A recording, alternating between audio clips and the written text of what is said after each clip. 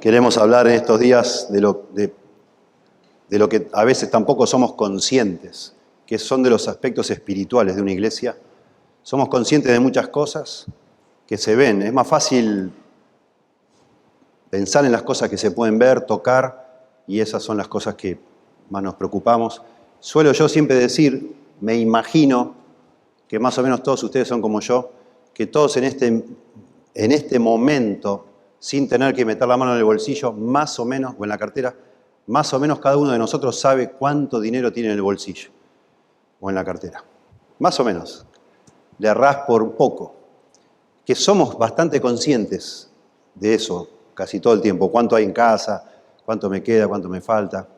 Algunos son bastante desordenados y son la excepción, pero en general todos tenemos conciencia todo el tiempo cuánto dinero hay para gastar en el bolsillo. En cambio, en las cosas espirituales no somos tan conscientes. Demasiado que no. Porque no se ven, qué sé yo. Vaya a saber por qué. Y yo decía ayer, y lo repito hoy, es un momento apropiado donde ustedes están celebrando algo palpable, tocable, que es emocionante, claro que sí. Llamar la atención a otras cosas, que no son tan visibles. Que es difícil, aún para los más sabios, los que tienen más discernimiento entre nosotros, es difícil tener todo el tiempo conciencia, tomarle el pulso, por decir así, o la temperatura espiritual a una iglesia. ¿Cómo sabemos? ¿En dónde estamos? ¿Cuánto tenemos? ¿Cuánto nos falta? ¿En qué somos buenos? ¿En qué somos débiles? Es muy difícil. Hay una trágica frase allá en el Apocalipsis de una iglesia que se creía que estaba bárbara, la iglesia de la Odisea, ¿se acuerdan? Y se cree que está todo bien, que es rica, que no tiene necesidad de nada. Y yo te digo, dice Jesús, que eres una pobre, miserable, ciega, desnuda, todo está mal. Vos te crees que está todo bien y está todo mal, le dice el Señor a la iglesia de la Odisea. Y bueno, pensando en estas cosas, es que queremos ayudar con la palabra, siempre con la palabra, que es la que tiene la autoridad para definir cómo deben ser las cosas.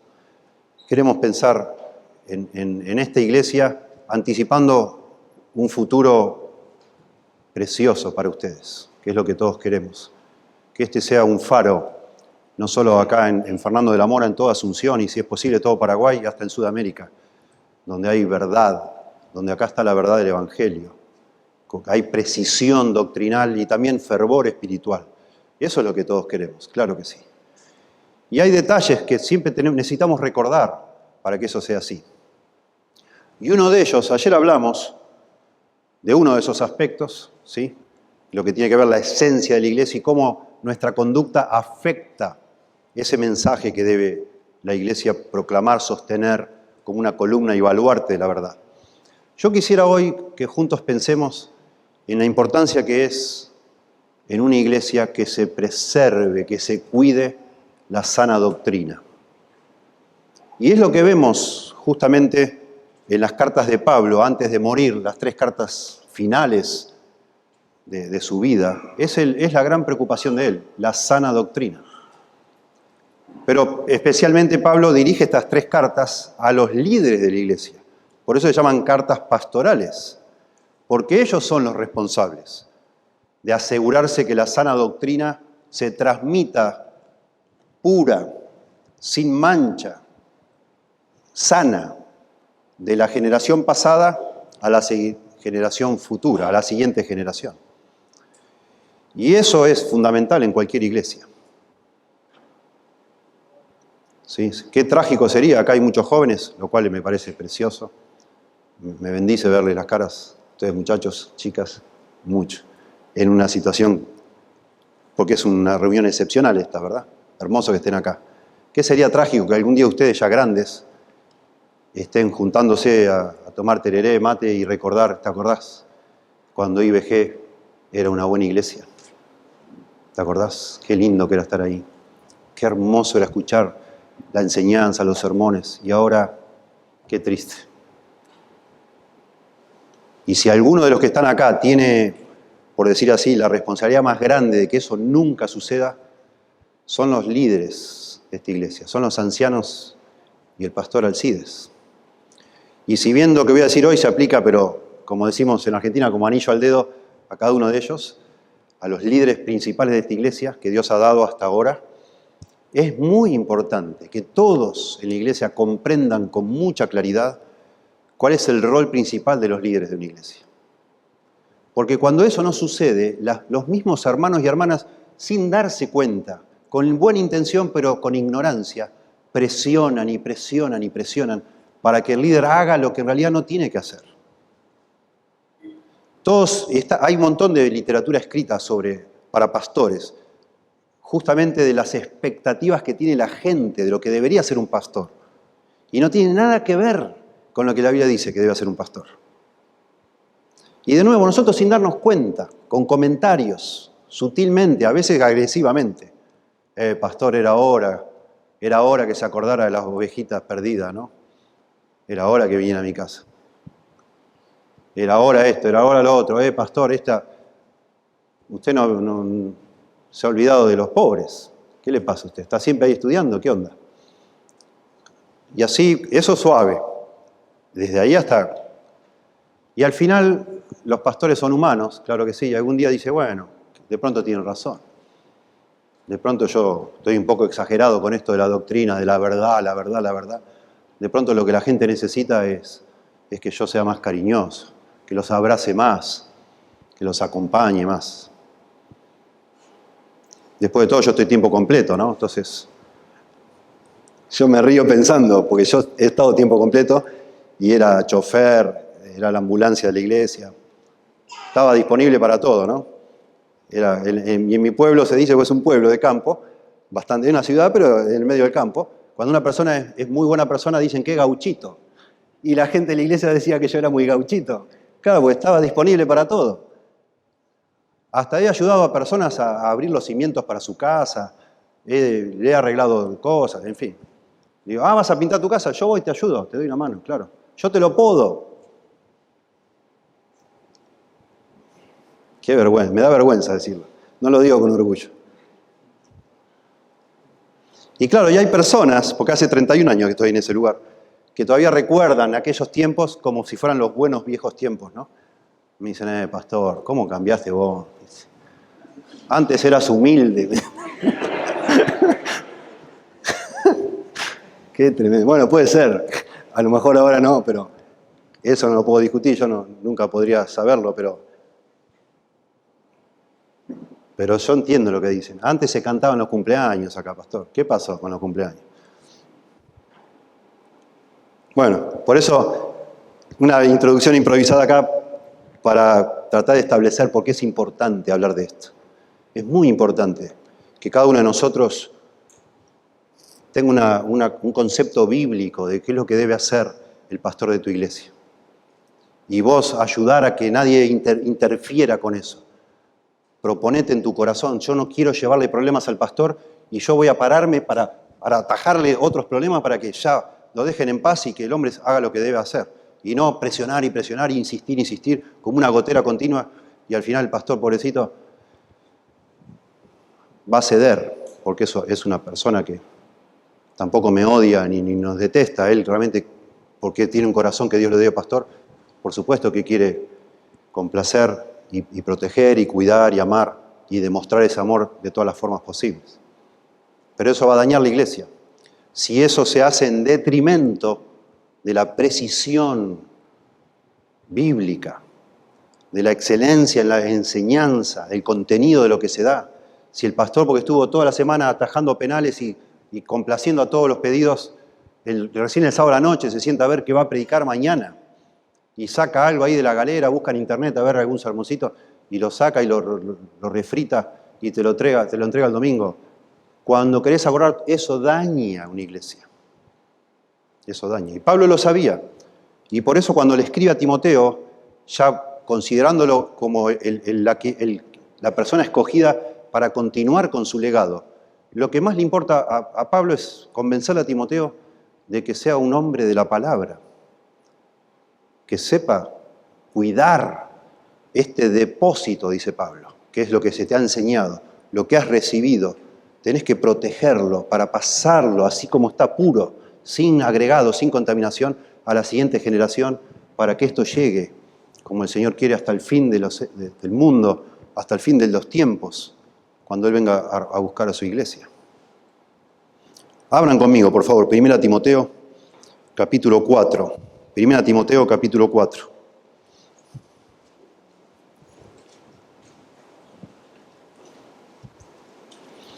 Versos 13 al 16. Solo vamos a estudiar el verso 16, para tener un contexto.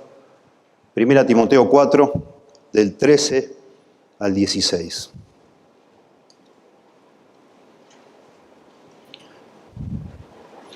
Dice así, 1 Timoteo, la palabra de Dios.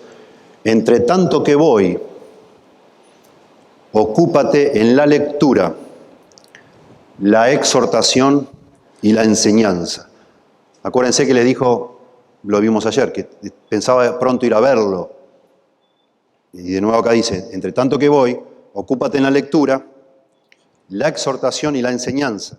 No descuides el don que hay en ti, que te fue dado mediante profecía con la imposición de las manos del presbiterio.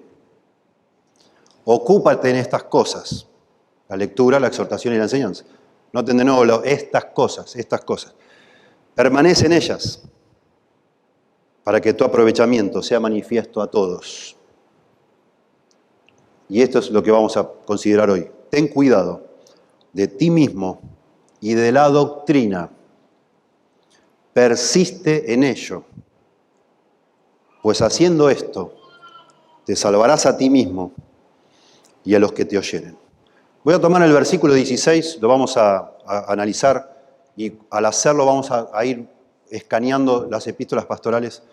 No es el único lugar donde está este énfasis acá, está tan repetido que la verdad que podríamos elegir este versículo o cualquier otro que habla del asunto de la sana doctrina, de la doctrina, para hacer el punto que queremos hacer. Voy a tomar de este versículo 16 6 principios, 6 verdades eternas, 6 verdades teológicas que nos enseña la Biblia y que necesitamos tener en cuenta, y las voy a enumerar ahora y al final, y las voy a ir desarrollando. Primera verdad que nos enseña el versículo 16 del capítulo 4. La doctrina debe ser guardada con cuidado. Eso implica que un buen pastor no puede hacer muchas otras cosas. La doctrina debe guardarse con cuidado y eso significa que un buen pastor, un pastor excelente a los ojos de Dios, no puede hacer muchas otras demás cosas. Es tan sagrado, es tan importante eso, que es casi la función principal, es la función principal del pastor de una iglesia.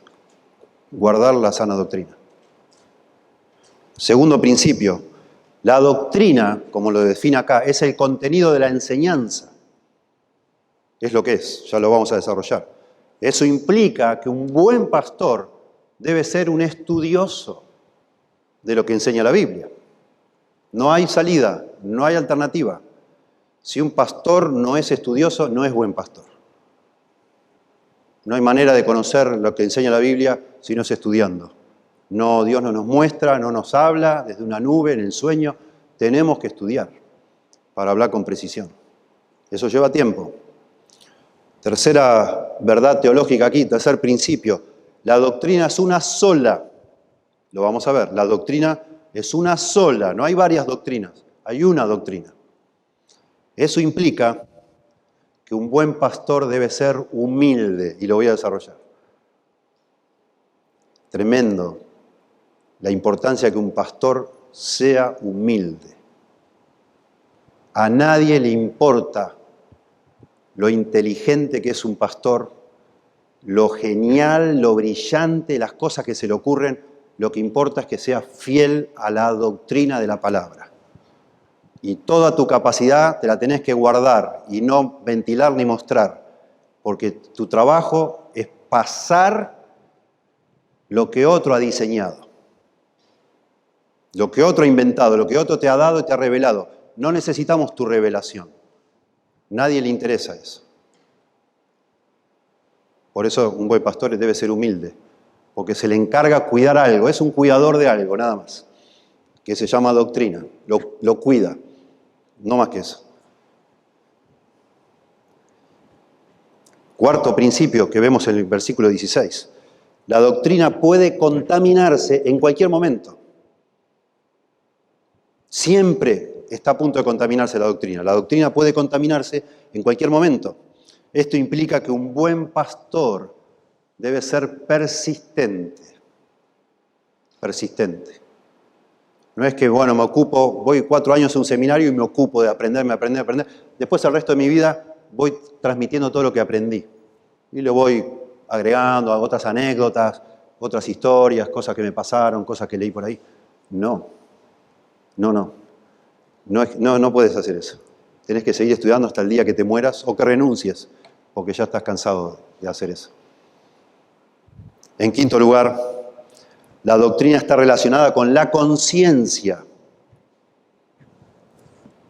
Esto implica que un buen pastor debe ser piadoso, no solo estudioso.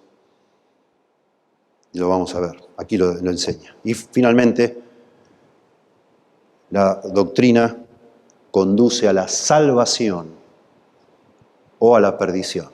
La buena doctrina conduce a la salvación. Eso implica que un buen pastor será celoso de la doctrina. Si esta iglesia pierde la sana doctrina, cualquier persona que venga acá se va a perder para siempre. Y se va a creer que está bien con Dios, porque así le van a enseñar. Pero no va a estar bien con Dios si lo que enseña esta iglesia ya no es la sana doctrina. Tremendo, está en juego algo demasiado solemne y demasiado serio. Por eso un buen pastor es celoso de lo que Dios le ha conferido, le ha confiado. Por su propia alma y por la salvación de su propia alma y la de los demás. Y lo vamos a ver. Y está todo en este versículo. En primer lugar, entonces, la doctrina debe ser guardada con cuidado. Eso implica que un buen pastor no puede hacer muchas otras cosas. Dice acá, ten cuidado de ti mismo y de la doctrina. Persiste en ello, pues haciendo esto te salvarás a ti mismo y a los que te oyeren. Y básicamente el primer punto lo tomo del concepto encerrado en esto de ten cuidado. ¿Qué significa esto de tener cuidado? A simple vista, bueno, es una palabra, es cuidar algo. Bueno, pero esto tiene una intención mucho más intensa y fuerte. Es prestar mucha atención a algo. Es detenerse. La palabra para acá, ten cuidado, se utiliza muchas veces en la Biblia según el contexto. Ustedes saben, las palabras tienen varios significados. Todas las palabras tienen varios significados. Y según el contexto se usa de una manera o de otra. Pero esos distintos significados le llaman los eruditos campos semánticos. Son como los conjuntos de matemática, ¿se acuerdan? Se intersectan, son similares.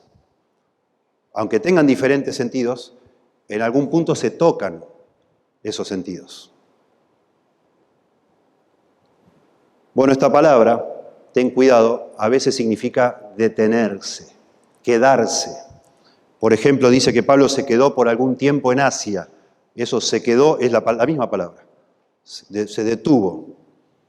Muy hermoso. A mí hay momentos de la Biblia que son muy gráficos. Es muy hermoso allá en Hechos, capítulo 3, cuando Pedro y Juan van al templo y se encuentran con el paralítico pidiendo dinero en las escaleras de una puerta del templo. Dice Pedro con Juan, fijando en él sus ojos, en el paralítico, imagínense, fijando en él sus ojos, le dijo, Pedro, le dice al paralítico, míranos. Entonces él, el paralítico, les estuvo atento, esperando recibir de ellos algo. Eso, les estuvo atento, eso es, ten cuidado. La misma palabra. Me imagino a ese momento, porque dice que ellos, tanto Pedro como Juan, lo miran fijo al paralítico y le dicen, míranos. Y se habrán quedado ahí mirándose. Bueno, eso es tener cuidado, mirar con atención. Jesús también en otro episodio en Lucas 14, de una manera también para mí llamativa, ha sido invitado a comer en casa de un gobernante que era fariseo. Y en un momento nos cuenta el relato de Lucas 14 que Jesús como que se para en un rincón y empieza a mirar qué hacen todos los que están ahí. Y dice Lucas, como escogían los primeros asientos, estaban todos gente importante, ¿no? Escogían los primeros asientos, empezó él a contarles una parábola sobre el tema de los primeros, los últimos, etc. Pero Lucas dice que Jesús, mientras ellos escogían los primeros asientos, Jesús dice, observaba. Y esa es la palabra, ten cuidado. Es decir, Lucas rescata, no sabemos de cuál fuente, porque él no estuvo ahí presente, rescata que Jesús estuvo mirando con mucha atención lo que todos hacían, hasta que al final da esa lección. Bueno, esa es la idea de la palabra. Es observar con mucha atención, con mucho cuidado. La palabra literalmente significa permanecer, quedarse en un lugar, pero se transmite en su sentido simbólico a esto de quedarse en algo, gastar tiempo, enfocarse, decimos nosotros. Ten cuidado la doctrina, enfócate en este asunto, le está diciendo Pablo a Timoteo. Dice uno de los léxicos, estos que hablan de los campos semánticos, dice, significa estar en un estado continuo de preparación para enterarse de cualquier peligro, necesidad o error en el futuro y responder de manera adecuada. En pocas palabras dice, es prestar atención, estar atento, estar alerta, estar en guardia, fijar la atención en algo. Eso es lo que es. Bueno, hoy hablamos mucho de lo que es el multitasking, ¿no? Eso que estás trabajando y tenés 3 monitores, yo tengo 3 monitores, y me hablan, me aparece un WhatsApp, me aparece un email, estoy estudiando y de repente, no sé, tenía música y cambió la canción y quiero saber qué pasó. Y al final pasan las horas y no sé qué estoy haciendo. ¿No? Bueno, Pablo lo que está diciendo es justamente, la doctrina se cuida enfocándose en eso. No se puede hacer muchas cosas a la vez. Mejor ser bueno en una cosa, ser excelente en eso, cuando esa cosa lo necesita, lo amerita.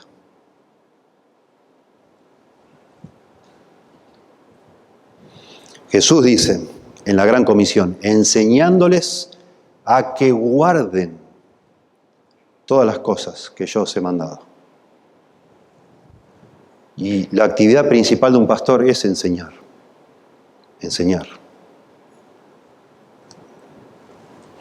Cuidar la doctrina enseñándola. Escuchen lo que dijo un hombre en la década del 60, del siglo pasado ya, en un libro llamado La mente cristiana. Es largo, pero vale la pena. Les voy a leer esto. La verdad cristiana es objetiva, cuadrada, inamovible. No está construida sobre la opinión de los hombres. No es algo fabricado ni por estudiosos, ni por gente de la calle, y menos aún por una encuesta o un formulario de ese tipo, sí, no o no sabe, dice este hombre. La verdad cristiana es algo dado, revelado. Tú no la fabricas, tú no fabricas la verdad, tú persistes en la verdad. Una imagen adecuada de la verdad sería la de un faro azotado por la furia de los elementos del error descontrolado, dice, imaginando como si fueran olas. El error, la falsedad, y el faro ahí firme, estable. Aquellos que han venido a residir en la verdad, y ahora va a hablar de este faro como si fuera un refugio, de gente que busca refugio allí porque es el único lugar estable en todo alrededor. Aquellos que han venido a residir en la verdad deben permanecer allí. No les corresponde volver al error con el propósito de unirse a sus semejantes que se están ahogando en este mar del error, pretendiendo que estar adentro o afuera del agua es lo mismo. Son condiciones muy similares. No, no es lo mismo. Nada que ver estar bajo el refugio de la verdad que estar ahogándote en el error. No es lo mismo. Es su responsabilidad, a los que han llegado a la verdad, es su responsabilidad atraer a otros al refugio de la verdad. Porque la verdad es con certeza un refugio. Y es inviolable. Y me encanta lo que dice Toda esta ilustración de un faro y con su refugio. Si comenzamos a desmantelarla, a la verdad, a este refugio, lo empezamos a partir, a romper, y darla solo en bocados a los que están afuera, un pedacito de verdad te doy. Toma, esta es una teja acá del techo, toma, un poquito de verdad te doy. Agarrala, te va a hacer bien, mientras te seguís hundiendo. Y la empezamos a desmantelar, no quedará nada para proteger nuestras propias cabezas, ni refugio en el que podamos recibir a otros, para que con el tiempo no se debiliten ante el error. Me gusta mucho esta cita.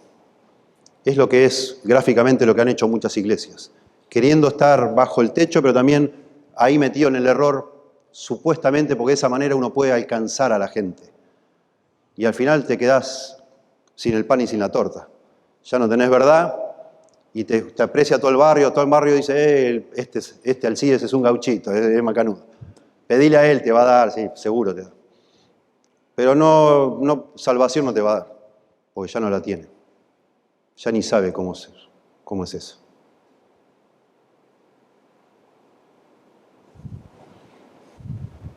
Hay un libro que ha marcado una época, no está en español, lamentablemente, en el mundo conservador, de un teólogo de un seminario que al último tiempo de su vida empezó a escribir libros dedicados a denunciar la apostasía que hay dentro del mundo evangélico conservador. Y escribió un libro que se llama Ningún lugar para la verdad. No hay lugar para la verdad. Todo el libro habla del mundo evangélico. Y de subtítulo le pone no hay lugar para la verdad, ¿qué ha sucedido con la teología evangélica? Y explica a este hombre llamado David Wells, la corriente ortodoxa histórica, que una vez irrigaba el alma evangélica, está ahora maldita por una mundanalidad que tantos fallan en reconocer como mundana, debido a la inocencia cultural como se presenta. Parece que no es nada malo. Más adelante dice, ahora tenemos, entre medio de lo que me estoy salteando, él dice que se hace tanto énfasis en la comunicación, en ser flexibles, en alcanzar a los demás, en hablar el idioma que hablan ellos, que se trata de no hacer tanto énfasis en la verdad, como algo rígido. Entonces se busca flexibilizar eso. Y entonces continúa, después que se flexibilizó para supuestamente comunicarnos mejor con los incrédulos, dice, ahora tenemos menos fidelidad bíblica, menos interés en la verdad, menos seriedad, menos profundidad y menos capacidad para hablar la palabra de Dios a nuestra generación de un modo que ofrezca una alternativa a lo que ya piensa esa generación. Hablamos lo mismo que hablan ellos. Las iglesias, y ustedes saben, todos sabemos, y lo vemos en Facebook un montón de otros creyentes de otros lados, hermanitos, no sé, o conocidos, comparten cosas de autoayuda. Las iglesias hoy hablan de autoayuda. Es trágico. Pero berreta, como decimos en Argentina. Autoayuda berreta, cosas, vas a estar bien, todo está bien, Dios te ama, todo bárbaro, tenés que tener esperanza. Y cosas así por el estilo, absurdas.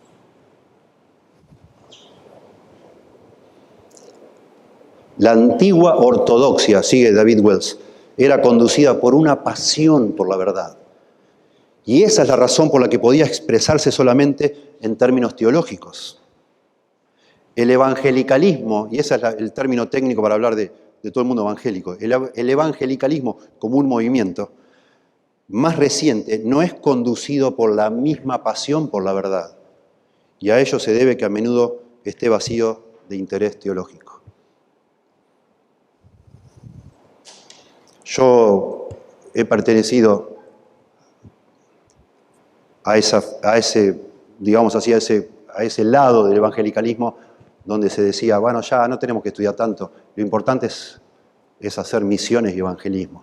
Ya dejá de estudiar. Una vez me crucé con un profesor en una librería, uno que había sido mi profesor, y él iba en una librería grande, evangélica, en Buenos Aires. Él iba con un carrito, como de supermercado, y en el carrito tenía muchos libros, pero todos del mismo título. Un libro, no lo voy a mencionar porque es bueno igual, pero bueno, es un libro que simplifica todo lo más que se puede, y buen libro igual. Y bueno, yo iba con algunos libros y me cruza y me dice, Alejandro, siempre estudiando. Dice, ¿por qué no dejás ya de estudiar tanto? Dice. Y me empezó a exhortar el hombre. Y yo le digo, vos estás comprando libros también. No, pero bueno, esto lo usamos para el discipulado. Dice, tampoco hay que llenarle a la gente la cabeza con tanta enseñanza. Hay que hacer evangelismo, Alejandro, evangelismo, ¿viste? Ponete las pilas, dale. Wow. Eso no lo dice esta persona sola, no es una idea del solo. Eso fue la característica del movimiento llamado evangelicalismo, cuando surgió, a fines del siglo XIX. Dejemos ya la doctrina de lado, basta ya de pelear por si Cristo murió por los escogidos o no murió por los escogidos, basta de hablar de hilar tan fino, no importa tanto esas cosas. Pongámonos de acuerdo en 5 o 6 puntos y vayamos a evangelizar el mundo. Parecía una buena idea, hasta que nos damos cuenta al final del siglo XX que en este movimiento de evangelicalismo se colaron todo tipo de herejías. Y dentro del movimiento evangélico hay magia negra, hay vudú, hay cualquier cosa. Gente que te invita a ir a la iglesia, que te va a sacar el mal que te hicieron, te va a limpiar de todos los daños, y gente que hacen cosas que no se pueden creer. En el nombre del Señor. Pare de sufrir y las 1001 cosas. Nada que ver. ¿Qué pasó que nadie se dio cuenta de eso? Es que dijeron 150 años atrás, basta de hablar de doctrina. No necesitamos la doctrina. Necesitamos la vida cristiana, la acción, tenemos que obedecer. Es más importante, dicen ellos, es más importante obedecer un versículo que saber 300 versículos de memoria. ¿Para qué los querés si no lo obedeces? Pero eso, jóvenes, se llama falacia eso. Es una de las falacias. Cuando te dicen que tenés que elegir entre una cosa y la otra. ¿Dónde dice en la Biblia que tenemos que elegir entre obedecer o conocer? Las dos cosas tenemos que hacer. Nadie nos manda a elegir entre una y otra. Suena bárbaro, pero es falso. Es falso. En segundo lugar, bueno, lo primero entonces, un pastor no puede hacer demasiadas cosas. No debe distraerse en tantas cosas porque debe él velar como un centinela por la sana doctrina. En segundo lugar, la doctrina, lo que este pasaje llama la doctrina, es el contenido de la enseñanza. Esto implica que un buen pastor debe ser estudioso. Ten cuidado de ti mismo y de la doctrina. De la doctrina. ¿Qué es esto de cuidar la doctrina? Bueno, la palabra doctrina acá es la palabra didascalía, que a veces se traduce enseñanza y a veces se traduce doctrina, para diferenciar este matiz. La palabra significa enseñanza realmente, pero se puede confundir, por eso a veces lo traduce en doctrina. Podría ser que diga, ten cuidado de ti mismo y de la enseñanza. Pero si leemos así, de la enseñanza, podemos malentender como si Pablo está preocupado del acto de enseñar. Pero no está pensando en eso Pablo. Está pensando en el contenido de la enseñanza. La palabra didascalía refiere a los dos asuntos, el acto de enseñar y el contenido de lo que se enseña. Cuando el contexto nos indica que está hablando del contenido, se traduce doctrina. Cuando el contexto habla de lo que se hace, se traduce enseñanza. Como un poquito antes que leímos recién el verso 13, entre tanto que voy, ocúpate de la lectura, la exhortación y la enseñanza. Es la misma palabra, didascalía. Porque está claro que está hablando de acciones, cosas para hacer. Lectura, exhortación y enseñanza. Sin embargo, acá es correctamente traducido como el contenido de lo que se enseña. Porque tiene que cuidar eso, lo que se va a enseñar. Y esto es muy importante, muy importante. Para Pablo es fundamental. A tal punto que en todo el Nuevo Testamento se usa 21 veces la palabra didascalía, 21 veces. 16 de ellas las usa Pablo en las epístolas pastorales. Es lo que más le preocupa antes de morir. ¿Qué es lo que se va a enseñar cuando yo no esté? ¿Qué van a andar diciendo? Pablo sabe que la vida de una iglesia depende de la doctrina, de la enseñanza, del contenido de lo que se enseña. Claro que sí. Es muy notable eso. A tal punto que él le agrega calificativos. Cuando empieza a explicar de esto, habla de la sana doctrina. Pensá por un momento, sana doctrina. ¿Que hay alguna doctrina enferma? Bueno, sí, en un sentido sí. Hay sana doctrina y hay doctrina torcida, enferma. Hay una doctrina ortodoxa, que es lo que sería la sana doctrina, y una que es heterodoxa, que es algo que no está en la Biblia, está introducido. Pablo empieza las epístolas pastorales, 1 Timoteo, y lo vamos a ver en un rato, pero empieza el capítulo 1, verso 3. Como te rogué que te quedases en Éfeso cuando fui a Macedonia, le dice a Timoteo, para que mandases a algunos que no enseñen diferente doctrina. Hay falsa doctrina, hay diferente doctrina. Termina 2 Timoteo, que es la última de las cartas pastorales, y él avisa que ya está pronto a morir. Termina hablando ese pasaje tan solemne que hemos mencionado ayer: te encarezco delante de Dios y del Señor Jesucristo, que juzgará a los vivos y a los muertos en su manifestación y en su reino, que prediques la palabra. Redarguye, reprende, exhorta con toda paciencia y doctrina. Con toda paciencia y doctrina, dice, de nuevo. Y entonces dice la razón Pablo. 2 Timoteo capítulo 4, verso 3. Porque vendrá tiempo cuando no sufrirán la sana doctrina. Ahí está, la sana doctrina. Va a venir un tiempo, le dice Pablo a Timoteo, donde la gente no va a aguantar la sana doctrina. Es decir, que le enseñen lo que está en las Escrituras, lo que es esa verdad revelada que vos tenés que cuidar, Timoteo. Te estoy encargando un trabajo que no va a ser fácil porque vas a tener a todo el mundo en contra tuyo.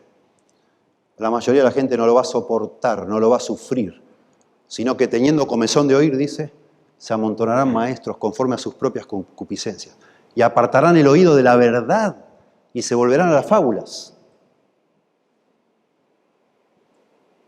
Fábulas son cuentos inventados.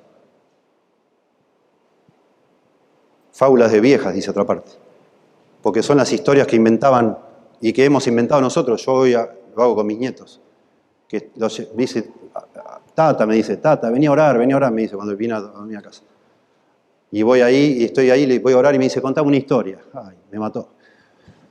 Y entonces empieza uno, bueno, hay un pajarito y el pajarito, y le empiezo a inventar. Eso es una fábula de viejas. El problema es que al otro día me dice, contame la de ayer, me dice, y qué sé yo. Y empiezo con el pajarito, y me dice, no, así no era, me dice. Porque él sabe. Pero básicamente en este concepto de fábula, que es la palabra mitos en griego, son cosas inventadas, que alguien inventa, que se para en el púlpito y dice, sí, porque esa nubecita que está allá, el Señor me dijo que en el 2020 va a traer bendición. Eso dijeron en diciembre del 2019, un montón dijeron. Y mirá lo que pasó, ¿no? Se equivocaron. Le erraron de nube. Pero bueno, todas fábulas, invento. Y la gente le gusta eso, no la doctrina sana. Tremendo. 1 Timoteo 4:1. Ayer terminamos justo un versículo antes de eso. Pero el Espíritu, dice Pablo, dice claramente que en los postreros tiempos algunos apostatarán de la fe, escuchando a espíritus engañadores y a doctrinas de demonios. Mirá. Aparte de la doctrina, de la sana doctrina, hay otras doctrinas. Doctrinas de demonios, dice acá. Y anote usted en su Biblia que está en plural. El pastor fiel debe cuidar la doctrina singular, porque hay una sola. Pero el diablo tiene varias doctrinas de demonios, tiene muchas. Está esa batalla, esa pelea de reemplazar la doctrina por fábulas o por otras doctrinas, plural, de demonios. Jesús habló, no lo busquen, yo se lo cito, usted le va a sonar familiar. Pues en vano me honran, dice, enseñando como doctrinas, mandamientos de hombres. De nuevo plural, interesante. Cada vez que en la Biblia se habla de falsas doctrinas, se le agrega el plural, porque hay muchas falsas doctrinas. Pero verdadera hay una sola, exclusiva. Enseñándoos como doctrinas, dice Jesús, mandamientos de hombres. O sea, hay doctrinas de demonios, hay doctrinas de hombres, pero doctrina de Dios hay una sola. Y esa es la que la Iglesia ha sido llamada a sostener como una columna y proteger como un baluarte. Pablo, estoy escaneando las otras citas que están fuera de las pastorales también, ¿no? Pablo en Colosenses 2:20 dice, no manejes, ni gustes, ni toques, cosas que estaban enseñando los falsos, ¿no? Entre paréntesis, dice Pablo entre paréntesis, Colosenses 2:22, en conformidad a mandamientos y doctrinas de hombres. Plural otra vez. Otra vez. Y sigue explicando Pablo que eso no tiene ninguna importancia. Después Pablo en Efesios, capítulo 4, habla de esas almas inconstantes que son llevadas por doquier, por todo viento de doctrina, ¿recuerdan? También ahí está en singular todo viento de doctrina, pero da a entender que hay doctrinas para todos los lados, digamos, ¿no? Y que hay personas que van de un lado al otro, llevados por doquier. Hoy es la oración de Jabez, vamos con la oración de Jabez. Después con los 40 días no sé qué, vamos con los 40 días, vamos con esto, vamos con lo otro, y vamos de un lado al otro a ver qué se está usando hoy, ¿no? Así eran, en el pasado, mi expectativa cuando iba a una conferencia de pastores, ¿no? Parecía que uno aprendía más en el comedor cuando llegaba el momento del almuerzo y estaba, che, ¿a vos qué te está funcionando? Y nosotros estamos con los títeres a full, está buenísimo. Y vamos con los títeres. Y empezábamos con los títeres, ¿no? Y así, qué vergüenza.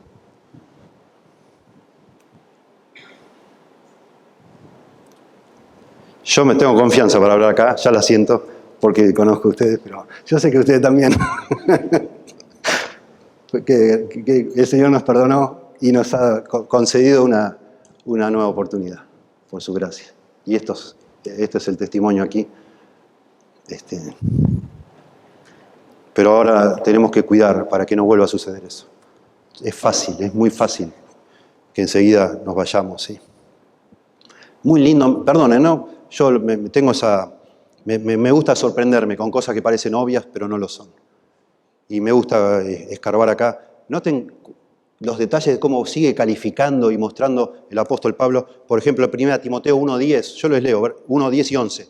La sana doctrina, verso 10, y aclara el verso 11, según el glorioso evangelio del Dios bendito que a mí me ha sido encomendado. La sana doctrina según el glorioso evangelio del Señor Jesucristo, del evangelio de Dios, perdón, del Dios bendito. También conectando que la sana doctrina tiene que ver con la salvación, con el evangelio, como decíamos ayer. No es eso, es una falacia otra vez, lo que pasó hace 150 años atrás. Olvidémonos de la doctrina y hablemos del evangelio. Y si el evangelio es la doctrina, ¿de qué vas a hablar si te olvidas de la doctrina?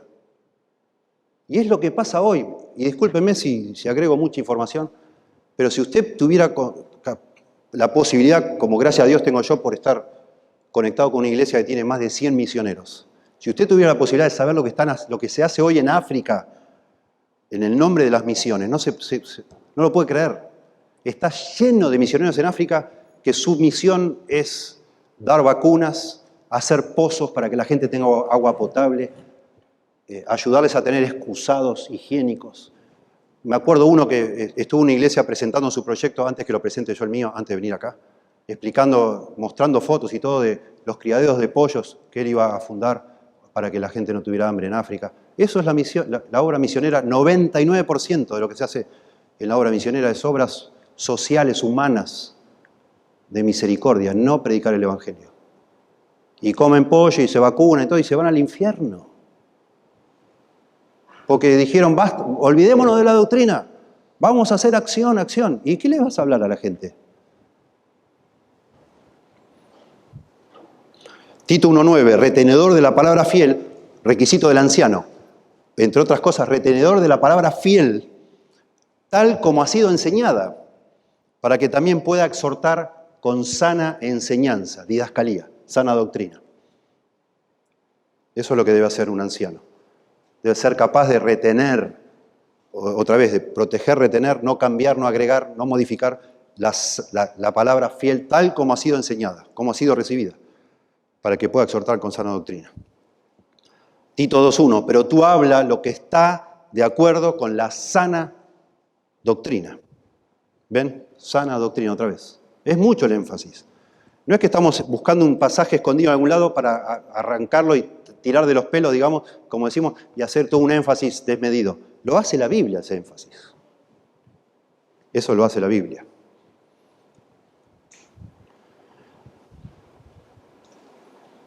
Ireneo, uno de los llamados padres de la Iglesia, un hombre que defendió la sana doctrina, escribió un libro famoso llamado Contra las herejías, contra las falsas enseñanzas. Dice, muy interesante, él dice, que la falsa doctrina nunca se presenta de una manera evidentemente falsa. No es así. Siempre es sutil. Y dice él, el error ciertamente nunca se presenta en su deformidad desnuda. No sea que al exponerse de ese modo sea detectado al momento. Más bien se oculta artificiosamente en vestidos atractivos, para así en su forma externa hacerse ver ante los inexpertos más verdadero que la misma verdad. Tremendo. Y es por eso, de nuevo, por esta forma tan sutil que el error se va introduciendo, que los pastores tenemos que ser estudiosos. Ese es el punto que estoy haciendo. Para detectar lo que parece verdadero, pero es falso. No es Adidas, es Adilas, dice ahí. No es verdadero. Etcétera, ustedes saben. Tenés que mirar 3 veces para decir, no, ¿en serio? ¿Es verdadero este? No es verdadero. No, fíjate que no es así. ¿Y quién lo va a hacer en la iglesia? El pastor. Es un error decir, no, eso lo hacen en los seminarios. No, la gente viene a la iglesia y la gente aprende en la iglesia, no en los seminarios. En los seminarios son fuente de falsa doctrina los seminarios. Lamentablemente. Es así como es. Funciona, es un negocio también. Me decía un profesor a mí, no te creas, Alejandro. Nosotros se nos obliga a escribir libros. Nosotros tenemos que escribir libros y según el seminario en algunos te exige más o menos.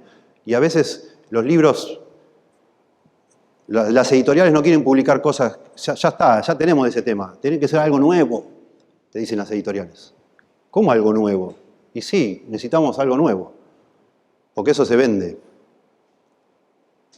A mí me ponía nervioso cuando estaba en el seminario, haciendo mi segundo máster, porque en el segundo máster te hacen, justamente, quieren que demuestre vos que sos experto para detectar lo que es falso. Entonces me hacían comprar en una clase 6 libros. Leíamos un libro por semana y de los 6 libros 1 era bueno, los otros eran todos malos. Y el profesor nos quería enseñar a detectar el error y leías, y yo le decía al profesor, pero profesor, ¿en todos los seminarios hacen lo mismo? Me dice, sí. Entonces estos libros se venden, pero... O sea, cualquiera que invente una nueva doctrina como la justificación de Pablo con N.T. Wright, eso se vende, pero... Y están todos los seminarios discutiendo lo mismo. Y sale una nueva postura y compran todos y todo es el material de estudio en todas las casas de estudio de todo el mundo. Lo falso. ¡Qué barbaridad! Y no todos descubren lo que es falso, sino que muchos de ellos, como N.T. Wright, tiene una capacidad de enseñar buenísima, porque es un gran maestro, se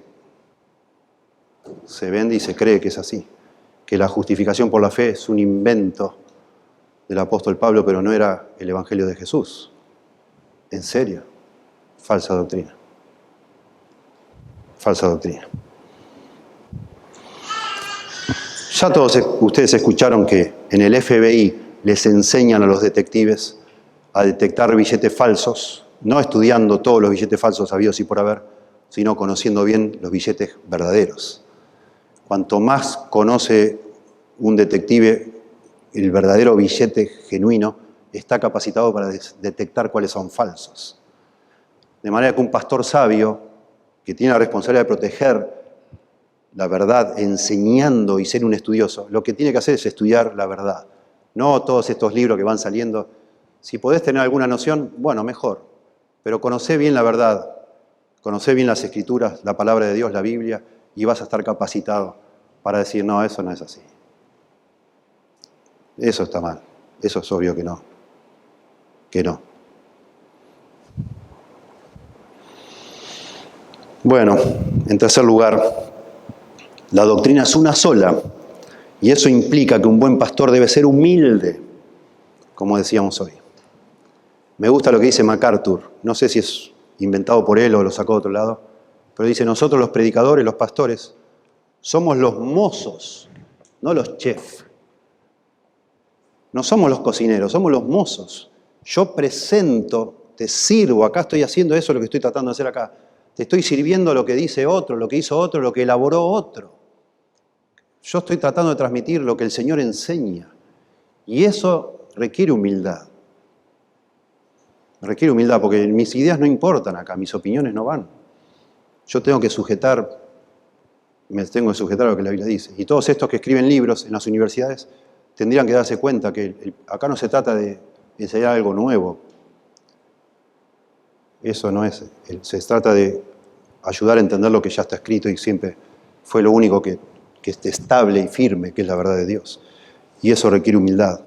Mira, hay tres maneras en que un pastor estudioso de la verdad tiene una tentación al orgullo y por tanto a boicotear la misma verdad que tiene que proteger. En primer lugar, nosotros los pastores somos susceptibles a pecar de orgullo porque si somos como debemos ser estudiosos, al poco tiempo vamos a sentir que sabemos más que todos los que están alrededor nuestro. Como dice el dicho, en el país de los ciegos, el tuerto es rey, ¿verdad? Entonces, bueno, estás en una congregación, vos te la pasás estudiando, el resto de los hermanos trabajan todo el día, cuidan sus niños, no tienen tanto tiempo, y al poco tiempo a lo mejor tenés la tentación a pensar que sos un fenómeno, que tenés una claridad. Y eso no es cierto. No es cierto. No, nunca. Porque la comparación no debería ser con la gente de la congregación, sino con el pozo insondable que es la palabra de Dios. ¿Sí? No se puede nunca entender del todo y siempre tenemos que seguir aprendiendo. Por más que el hombre razone, dice Job, quedará como abismado. ¿Sí? Grandes son, maravillosas, no las puedo entender, dice David, Salmo 139. La verdad de Dios es inagotable. Y la Biblia dice que antes de la caída es la altivez de espíritu.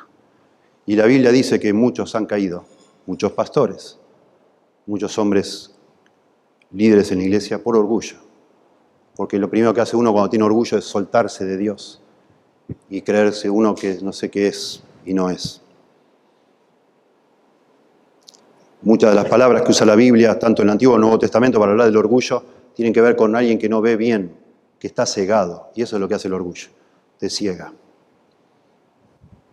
Y detrás de muchas doctrinas inventadas está el orgullo. De una persona que creyó que podía él de sí mismo sacar verdades que no están. Claro que no. En segundo lugar, la verdad nuestro trabajo es relativamente simple, en un sentido. Requiere mucho esfuerzo porque hay que leer mucho y estudiar, pero se trata de nuevo de ser fiel, como dije hoy. Y eso, como diría Lutero, eso resulta ofensivo para los espíritus más refinados. La gente que se cree más, que tiene una imaginación tremenda, no le gusta eso, es tener que estudiar y definir lo que está en un libro. Y la gente nos suele decir cuando evangelizamos, a mí no me interesa lo que dice un libro. Yo no quiero sujetar mi vida a lo que dice un libro. Orgullo, orgullo, orgullo. Decime lo que vos pensás, no me hables de ese libro. Bueno, lo que yo pienso no interesa, ¿a quién importa? Lo que yo pienso.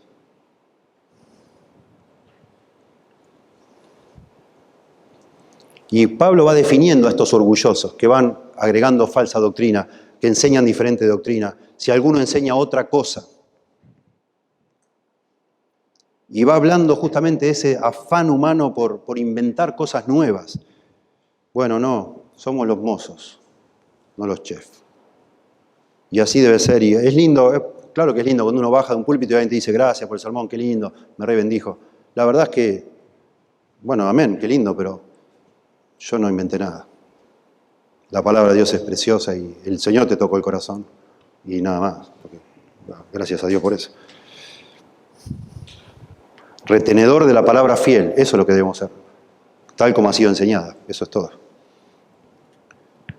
Si alguno enseña otra cosa, dice Pablo en otro texto, y no se conforma a las sanas palabras de nuestro Señor Jesucristo. Está pervertido esa persona.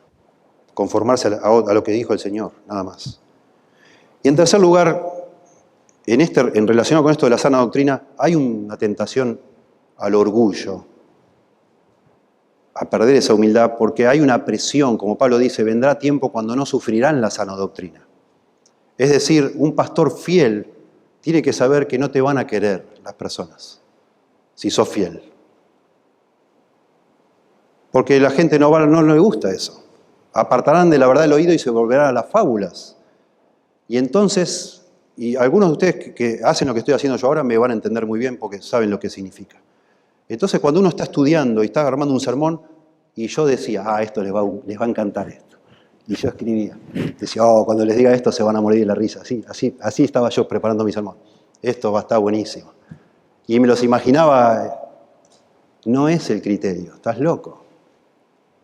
Y ese es el orgullo de uno que quiere agradar a los demás, que quiere que los demás lo quieran y digan, wow, qué bien que predica, mirá qué bueno cómo dijo eso. No, una barbaridad es eso. Es tremendo, tremendo. Si todavía agradara a los hombres, dice Pablo, no sería siervo de Cristo. Gálatas 1:10. Y eso requiere humildad. Porque yo hace 31 años estoy en la misma iglesia y justo este domingo pasado terminé el culto y me acerqué a una persona a hablar con él. Y me tiró una bomba y no sé, estando acá, viniendo para acá, todo, ya está todo arreglado, pero me largó. Se ve que estuve escuchando a personas que están desconformes con mi pastorado y me largó todo. Y de una persona que yo no lo esperaba, la verdad no lo esperaba. Pero no es la primera vez ni va a ser la última que me pase. Y entonces uno vuelve a su casa y yo después al lunes hablé con Jonathan, que es mi compañero de armas, digamos, y dije, vos sabés que esta persona me dijo todo esto y tiene razón, le dije yo. Soy un desastre. Y hablamos, ¿no? Bueno, hablamos y bueno, digo, vamos a ver y nos pusimos a hablar cómo solucionar algunas de las cosas que dijo. Pero otras cosas de las que dijo, como siempre, parte verdad y parte no, es esta presión de decir, bueno, ya basta de enseñar tanto.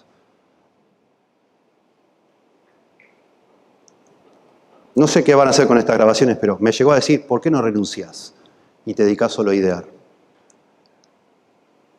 Me llegó a decir esa persona que aprecio mucho, ¿por qué no renunciás y ya te dedicás a idear? Porque necesitamos a alguien más cariñoso. Acá necesitamos más cariñoso. Y me dijo ya la persona, ya tenía el suplente preparado. Me dice, él sería muy bueno acá. Dice. Bueno, esa presión la tenemos. Cualquier pastor que va a decir, bueno, yo voy a cuidar la sana doctrina, va a enfrentar a personas que no lo van a entender. Y por eso estoy hablando esto a todos. Y si no hubiera ido a tomar un café con el CID y hablábamos de esto y ya. Porque es importante que todos agarremos esto con celo y fervor y decir, bueno, IBG aquí en limpio va a ser un lugar donde la doctrina se cuide, la verdad sea importante. Y para eso vamos a blindar a este liderazgo, no que cerremos los ojos y aceptemos todo, no, pero protejámoslo para que realmente hagan esto como deben ser para dar cuentas a Dios. No solo ellos, sino protegernos a todos nosotros. Es muy importante. Y eso, de nuevo, requiere humildad. De decir, bueno, está bien, perdón, está bien. Y después va uno a su casa, está bien, bueno, uno no hace todo bien, es obvio, pero después pensás, digo, bueno, ¿qué dirá el Señor? Y enseguida tenés que recalcular y decir, un momento. Bueno, aprecio a este hermano y sí me gustaría que opine mejor, pero bueno, ¿qué opinará Dios de mi ministerio? Y eso es lo que importa, y eso es humildad, de nuevo. No somos los chefs, somos los mozos. Y nada más, hacemos lo que nos pidió otro, no lo que se nos parece a nosotros, lo que se nos antoja a nosotros, ¿sí? Bueno, en cuarto lugar, son 6. La doctrina puede contaminarse en cualquier momento. Eso implica que un buen pastor debe ser persistente. Ten cuidado de ti mismo y de la doctrina, 4:16 de 1 Timoteo, persiste en ello, pues haciendo esto te salvarás a ti mismo y a los que te oyeren. Es también un concepto muy interesante en la Biblia de quedarse en algo, persistir.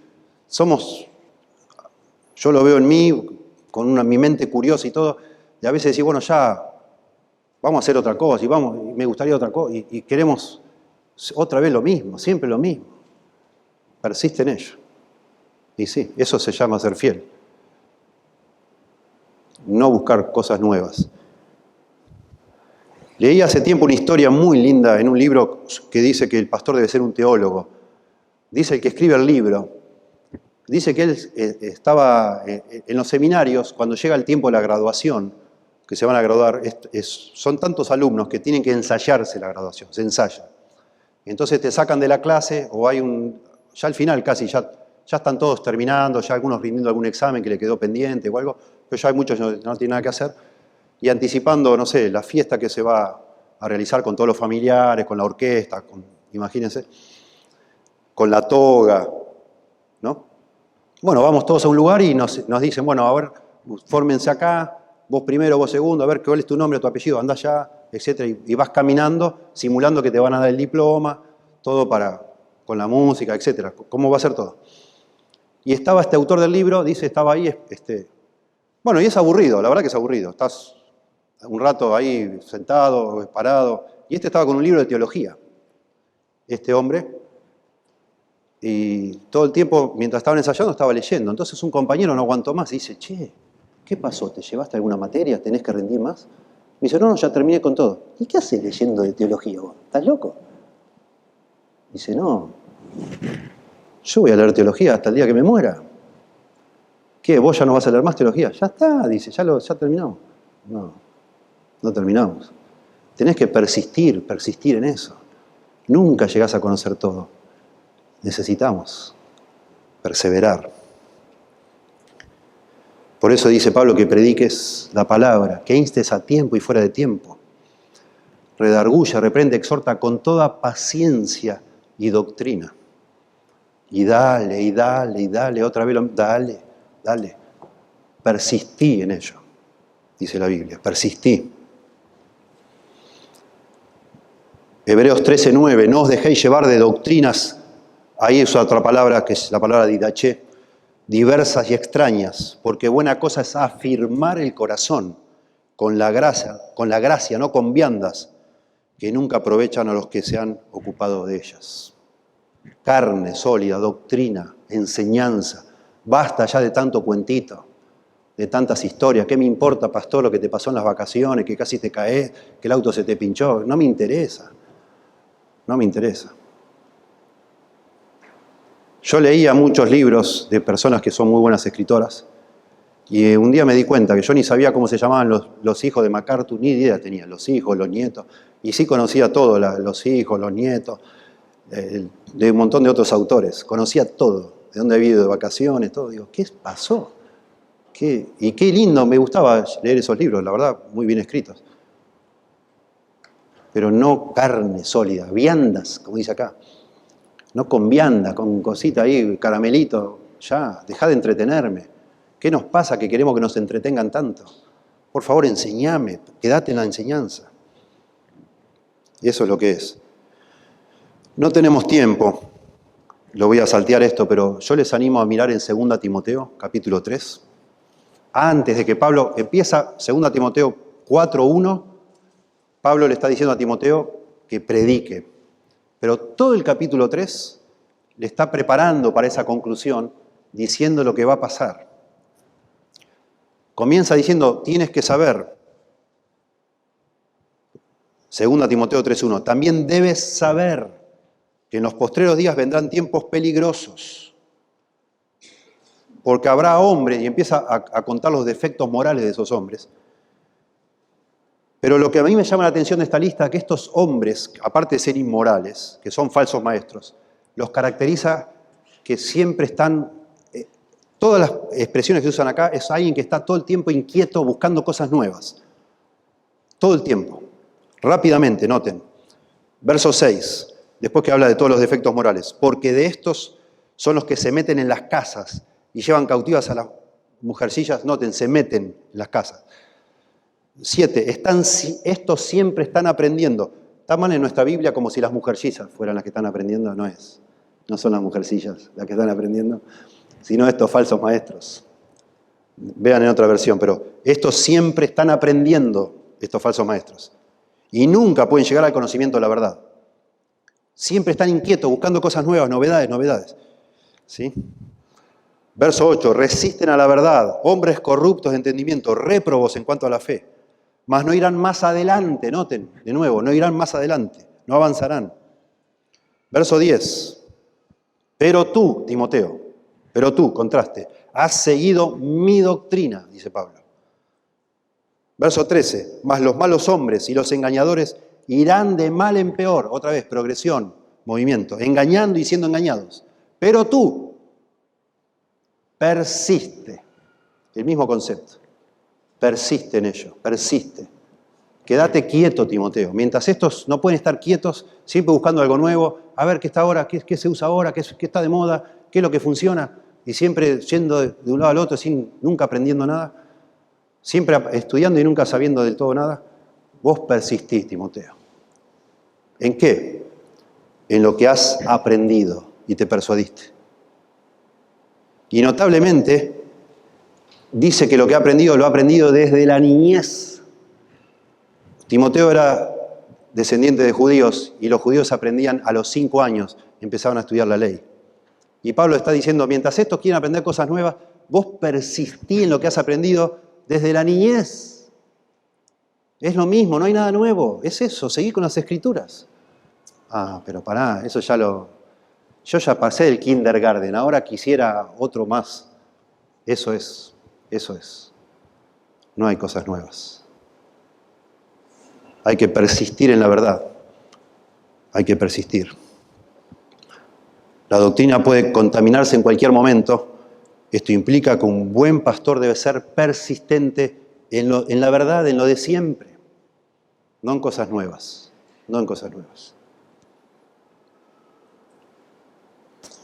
En quinto lugar, la doctrina está relacionada con la conciencia. Esto implica que un buen pastor debe ser piadoso, no solo estudioso. Ten cuidado de ti mismo y de la doctrina. Porque hay una conexión. Ten cuidado de ti mismo y de la doctrina. Todo lo que nos muestra el capítulo 1 de Timoteo y también en Tito. En Tito se nos dice que la doctrina es conforme a la verdad. El conocimiento de la verdad dice que es según la piedad. Una persona piadosa puede conocer la verdad de una persona que no se le dificulta entender, todo lo tuerce, su predisposición no es hacia la verdad, claramente. Dice en 1 Timoteo 6:3 que la doctrina es conforme a la piedad. Y Pablo dice, no busquen por favor porque se nos va el tiempo mucho. En 1 Timoteo capítulo 1 ya hemos visto que te rogué que te quedases en Éfeso, cuando fui a Macedonia, para que mandases a algunos que no enseñan diferente doctrina, ni presten atención a fábulas y genealogías interminables, que acarrean disputas, etcétera, etcétera. Pero dice el verso 5, 1 Timoteo 1:5, pero el propósito de este mandamiento, de que no deje que otros enseñen falsa doctrina, es el amor nacido de corazón limpio y de buena conciencia y de fe no fingida, de las cuales cosas desviándose algunos, se apartaron a vana palabrería. Esto es muy importante entender. Cuando una persona apostata de la fe, en el 99% de los casos empezó con un problema moral, con mala conciencia. Y después cambió la doctrina. Yo lo he visto. Gente amiga mía, que yo los tenía como unos pastorazos. Y no solo no son pastores ya, sino que son apóstatas. Y todo comenzó con inmoralidad de algún tipo. Así lo que dice acá. Desviándose algunos de estas cosas. ¿Qué cosas? Corazón limpio, buena conciencia, fe no fingida. Primero te desvías de eso, después te apartás a vana palabrería. Todo empieza en tu corazón. 1 Timoteo 1:19, insiste con lo mismo Pablo, manteniendo la fe y buena conciencia, desechando la cual naufragaron en cuanto a la fe algunos, la buena conciencia. Por eso también dice 1 Timoteo 3:9 que guarden el misterio de la fe con limpia conciencia. Y los que van a apostatar de la fe, 1 Timoteo 4, 1, es porque tienen la conciencia cauterizada, dice. Hace 2 años nos juntamos en la iglesia de MacArthur, de Grace.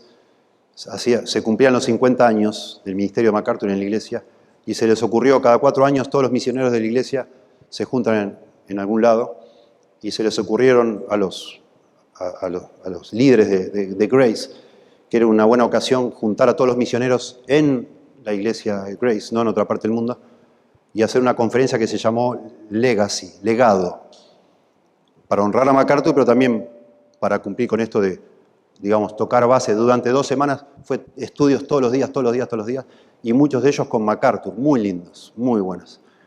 Y lo que más hicimos con MacArthur fue preguntas y respuestas. Se sentaba MacArthur en una silla con una persona que hacía como de moderador, y todos los misioneros, 110 misioneros ahí en la iglesia, hacían preguntas. Y no me olvido más un hombre llamado John Glass, que es misionero, ya es un hombre mayor, es un misionero pronto a jubilarse ya, que fue misionero en Suiza y en Francia. Y muy amigo de MacArthur también, porque más o menos es un poquito más joven, pero hace muchos años que es misionero. Y le dice: John, yo tengo una pregunta para hacerte. Mira, dice, yo estuve 30 años fundando una iglesia en París con mi mejor amigo. Juntos hicimos todo. Evangelizamos, predicamos, todo. Y mi mejor amigo, este año, hace unos meses, me dijo que ya no cree en la Trinidad. Y yo no puedo entenderlo. O sea, dice él, yo entiendo que no es creyente, porque no puede ser uno creyente si no cree en la Trinidad. Pero fue mi mejor amigo. Fundamos la iglesia juntos. Trabajamos todo el tiempo codo a codo. Yo lo escuché predicar, una bendición. Y ahora dice que no cree en la Trinidad. Yo no lo puedo entender, John. ¿Qué pasó? ¿Cómo es eso? Y MacArthur, como si le hubieran preguntado la cosa más obvia del mundo, así, tranquilo, dice: seguro que está en adulterio. Seguro.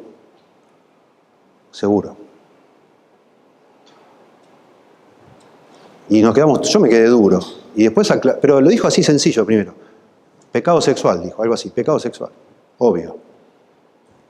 Yo digo, no, a mí nunca jamás hubiera conectado una cosa con la otra. ¿De dónde sacaste eso? Y MacArthur dice, mi experiencia me ha dicho que cada vez que una persona que alguna vez sostuvo la sana doctrina y la niega, hay otro motivo oculto de eso, y es inmoralidad. Es lo que dice acá en Timoteo. Desechando la cual, la buena conciencia, naufragaron en cuanto a la fe algunos. Y por eso Pablo le dice a Timoteo, ten cuidado de ti mismo y de la doctrina. Ten cuidado de ti mismo y de la doctrina. Y en sexto lugar, la doctrina conduce a la salvación o a la perdición, si es buena o es mala. Esto implica que un buen pastor debe ser celoso, y la iglesia debe ser celosa de la doctrina. Eso sería lindo que alguien me cruce un día. Una vez lo hizo un joven de mi iglesia, cuando yo no estaba tan bien parado. Un día se me acerca un muchacho y me dice, pastor, ¿te puedo decir algo? Con respeto, me dice. Le digo, sí. Mira, dice, esta es la agenda, este libro o este cuaderno yo lo uso para anotar tus sermones. Me dice, mirá, y fue para atrás, ¿no? Me dice, mirá, acá un sermón de hace unas semanas o de hace unos meses, mirá todo lo que escribí, mirá todo lo que escribí. Y me dice, mirá, hoy lo que escribí, así. Y la otra semana pasada, sí, dice, hace como un mes que no tengo nada para escribir, pastor. Me dice él, tenía razón, tremendo. Estaba diciendo cualquier cosa. Estaba zanateando, guitarreando cosas que... Y él se daba cuenta, porque un chico inteligente, y ¿qué anoto acá? ¿Qué voy a anotar de esto? Ni vale la pena anotar esto. Eso es un hombre que tiene celo por la verdad. Gracias a Dios por eso. Y qué lindo que la iglesia tenga celo, la salvación. Vos decís, pastor, yo iba a traer... Me encanta cuando me dicen, ay, pastor, si hubiera traído, yo quería traer una amiga, si hubiera sabido que te iba a predicar esto, y se lo hubiera invitado. Qué bueno que estuvo, amén. Pero qué feo sería si es al revés. No voy a llevar, no llevemos, no, sí. El pastor la tiene y la tiene con qué sé yo, con qué, con el diezmo, y ya va a hablar del diezmo, ya sabemos. Hace 6 semanas que está hablando del diezmo, ¿no? Ni loco llegó un amigo. No va a escuchar el evangelio. ¿Quién se va a salvar con los delirios que están contando en esta iglesia? Y la gente ya de la misma iglesia empieza a tener hasta vergüenza de llevar a alguien. Tenemos que ser celosos. Persiste en ello, pues haciendo esto te salvarás a ti mismo y a los que te oyeren. Y a algunos se le prende una luz. ¿Cómo? ¿Timoteo no era salvo? Bueno, aparentemente sí. Tenía una fe no fingida, dice Pablo, ¿no? Y la fe de su abuela y de su madre, y era un hombre de muy buen testimonio. Pero si Timoteo no persistía en la sana doctrina, no era salvo. Nunca lo fue. El amigo de John Glass es como dijo John Glass, nunca fue salvo. No es que perdió la salvación, no la perdió. Pero si no pudo persistir en la sana doctrina es que no fue salvo. Y eso no lo decimos nosotros, lo dice la Biblia. 2 Juan, verso 9. Cualquiera que se extravía y no persevera en la doctrina, ahí la palabra es didaché, pero es sinónimo, en la doctrina de Cristo, no tiene a Dios. El que persevera en la doctrina de Cristo, este sí tiene al Padre y al Hijo. Por eso la exhortación está. Yo, pastor,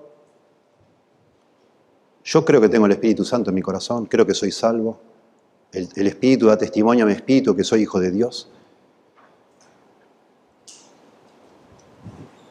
Pero yo entiendo que los salvos perseveran hasta el fin. Y yo me ocupo en mi salvación con temor y temblor, porque quiero perseverar hasta el fin. Me muero de pensar, preferiría, a veces he orado así, Señor, me encantaría, si vos sabés que yo me voy a desviar, a que me quede dormido mientras voy manejando y me dé contra un árbol y ya.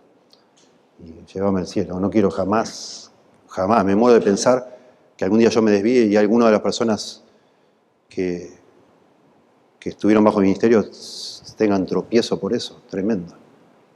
Imagínense. Haciendo esto te salvarás a ti mismo y a los que te oyeren, claro.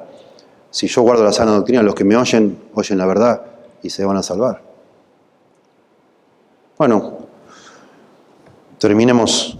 No voy a repasar los puntos. Les había prometido que lo iba a hacer, pero no. Los tengo escritos, pero porque 2 minutos que nos quedan de pronto es apropiado para pensar en la salvación de cada uno de nosotros.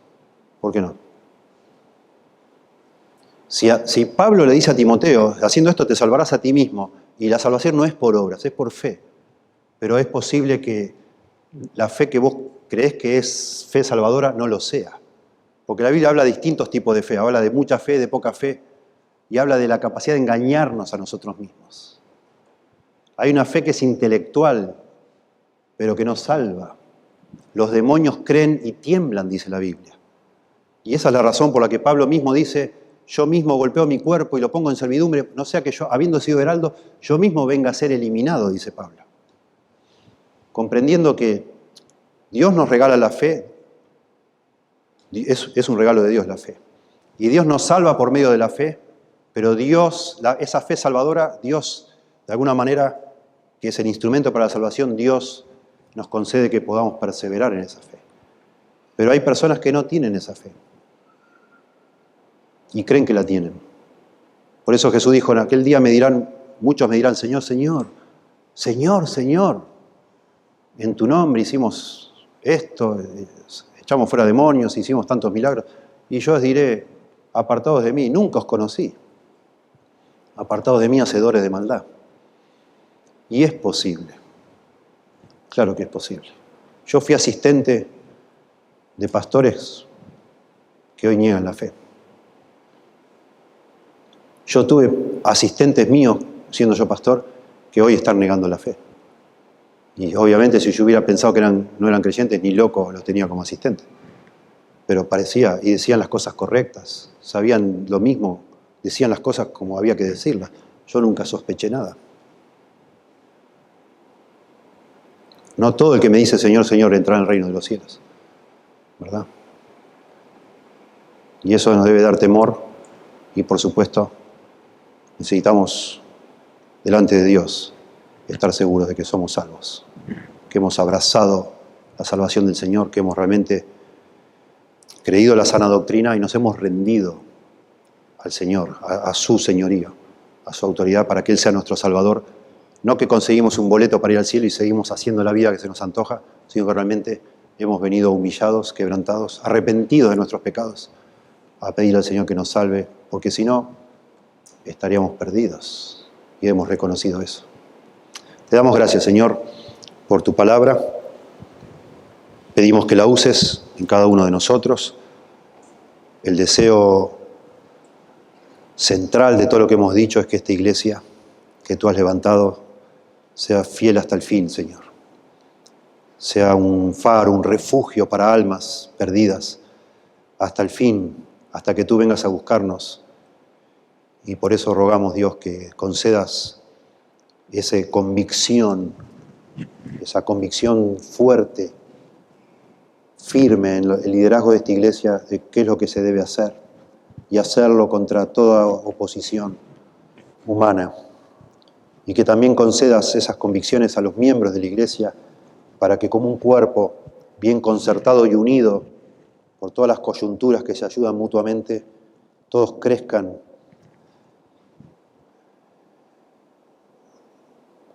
de una manera que te agrade a ti, Señor, sujetos a ti como la cabeza y no dejándonos llevar por vientos de doctrinas, por estratagemas de hombres que usan el error para engañar, para desviar, Señor. Tú protege, por favor, esta iglesia y concede esas convicciones, esa voluntad, esa firmeza de voluntad para persistir con todo lo que eso implica, Señor. Gastar horas, tiempo, esfuerzo contra la propia falta de ganas a veces que uno tiene, el deseo de hacer otras cosas más agradables, más populares, el deseo de estar entre personas que nos quieren en vez de encerrarnos a luchar con la verdad, Señor. Que tú nos ayudes.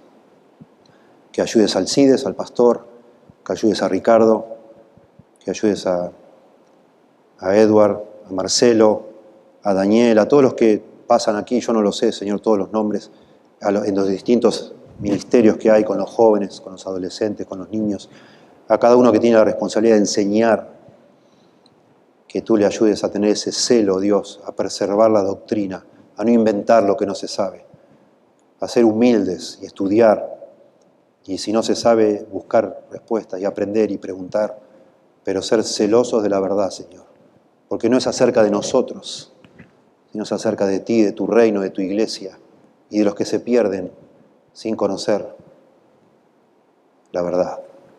Por favor, Señor, bendice a esta iglesia con ese temor reverente ante la doctrina de Jesucristo, la doctrina de los apóstoles, la única doctrina que hay, Señor, la sana doctrina. Por favor, te lo ruego, y para mí también, por supuesto, Dios. Concédenos la fidelidad hasta el final, Dios. Te lo rogamos en el nombre de Jesús. Amén.